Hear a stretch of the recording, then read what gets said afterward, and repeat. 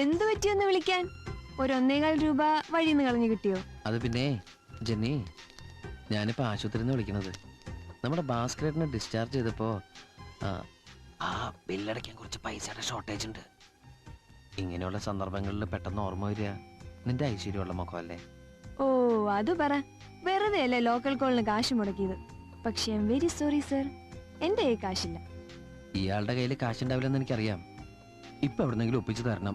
എപ്പോഴും അവിടെ നിന്ന് ഒപ്പിച്ചു തന്നിട്ട് ഇപ്പൊ കാശ് എത്ര തരാനുണ്ടെന്ന് വല്ല ഓർമ്മയുണ്ടോ? അതൊക്കെ പഴയ കണക്കല്ലേ. വേണ്ട, കണക്ക് കൃത്യമായിട്ട് പാട്ട് സേട്ടിന്റെ കടയില് ചുമരിന്മേലുണ്ട്.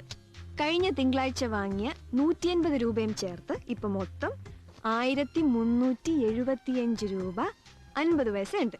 ജെന്നി, നമ്മുടെ സർക്കാർ തന്നെ 10-15 കോടി രൂപ കടത്തില്ല. അതിന്റെ ഇടയിലെ പിച്ച കാശ്. അത് നാണക്കേട്, നമ്മുടെ നാടിന് തന്നെ നാണക്കേടല്ലേ. അതുകൊണ്ട് എഴുതി തള്ളിയേക്ക്. ഈ നാണക്കേട് എനിക്ക് ശീലമായതുകൊണ്ട് എഴുതി തള്ളാൻ ഒക്കൂലല്ലോ മോനെ സച്ചിദാനന്ദ. അവിടെ നല്ല ജോലി തിരക്കല്ലേ, നമുക്ക് സംസാരിച്ചാലും നേരമില്ല. ഞാൻ ആലപ്പന അങ്ങോട്ട് വിടേ. മോള് പെട്ടെന്ന് കൊടുത്തു വിടട്ടാ, ഞാൻ വെക്കാണേ.